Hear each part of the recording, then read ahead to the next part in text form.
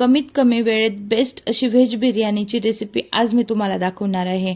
Normally आपण जी बिर्याणी करतो तिला खूप जास्त प्रोसेस असते, तर वेळ लागतो, त्यामुळे आपण कंटाळा करतो। पण ही कमीत कमी वेळेत बेस्ट अशी बनवून तयार होते। एकदा नक्की करून बघा तुम्ही।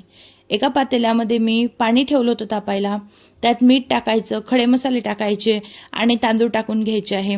तांदूळ आपल्याला 70 ते 80% शिजवून घ्यायचं आहे। आलं, लसूण आणि मिरची चॉपरला चॉप करून घ्यायचं आहे आणि बाकीचे जे काही व्हेजिटेबल्स आहेत ते मी डिस्क्रिप्शनमध्ये तुम्हाला देऊन देईल। या प्रोसेससाठी तेल जरा जास्त लागणार आहे आपल्याला। पातेल्यामध्ये तेल टाकून घेतलेलं आहे, त्यात 4 मीडियम साईजचे कांदे चॉप करून टाकून घेतलेले आहे। आलं, लसूण, मिरची जे चॉप करून घेतली होती ते घालून घ्यायची आहे।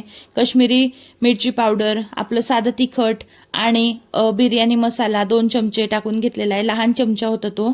नंतर एक टोमॅटो कट करून त्याला टाकून घेतलेला आहे। एक वाटी लहानवाली भरून दही मी या ठिकाणी घातलेलं आहे आणि हे 5 मिनिटासाठी छान परतून घ्यायचं आहे। नंतर त्याला थोडं तेल सुटायला लागेल त्या स्टेजला आपल्याला त्यामध्ये सर्व व्हेजिटेबल्स टाकून घ्यायचे आहे आणि त्या 5 मिनिटासाठी झाकण ठेवून शिजवून घ्यायचं आहे।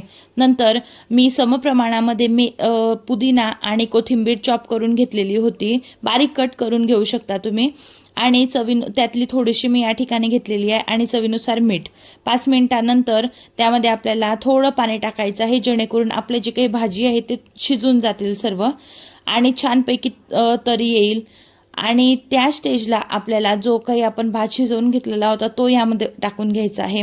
वरतून राहिलेली कोथिंबीर आणि पुदिना टाकून घ्यायचा आहे आणि थोडं तूप टाकायचं आहे। मी कुठल्याही प्रकारचा कलर यूज केलेला नाही या प्रोसेसला।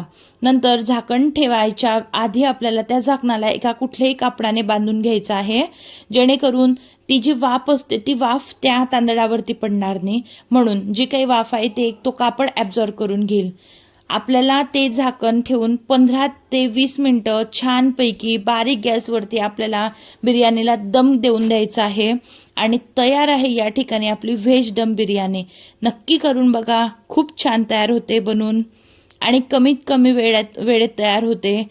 यामध्ये जो बिर्याणी मसाला यूज केलेला आहे तो मी घरी बनवलेला आहे।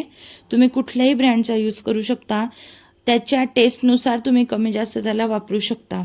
रेसिपी आवडल्यास लाईक करा, शेअर करा आणि चॅनलवरती नवीन असाल तर सबस्क्राईब नक्की करा।